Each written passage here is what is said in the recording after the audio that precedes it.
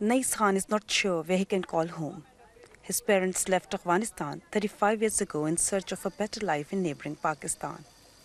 The 27-year-old is a tailor in Islamabad and also works in a vegetable market. He barely makes $3 a day. Life is hard, but at least his family now live in relative safety. We have problems in both Pakistan and Afghanistan in different ways. Here the police harass us, but the law and order situation in Afghanistan is not good either. There are Daesh, Taliban and other terrorists there who keep bombing and killing people. What can we do? We cannot live there.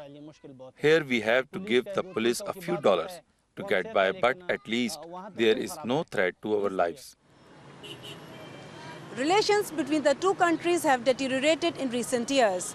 Kabul and Islamabad blame each other for terrorist attacks on either side of the border. And recently, human rights groups accuse authorities here of harassing refugees, giving them no choice but to go back to Afghanistan. These refugees in Islamabad live in poverty and makeshift slums.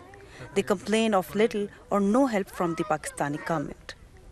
In fact, allegations of abuse and intimidation have increased since last year when all Afghan refugees were ordered to leave.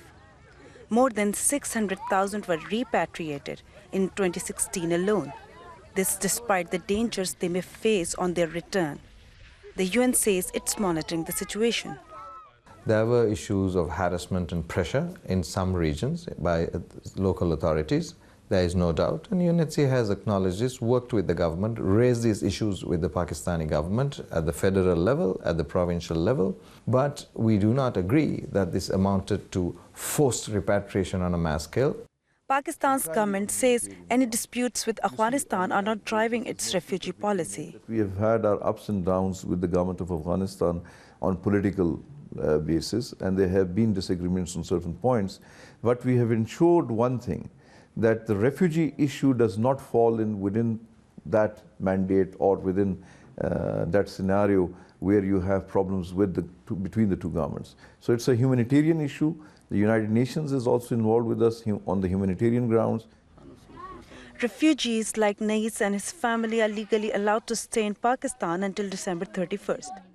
They are hoping the government's approach will soften, but uncertainty and anxiety over what the future holds for them continues.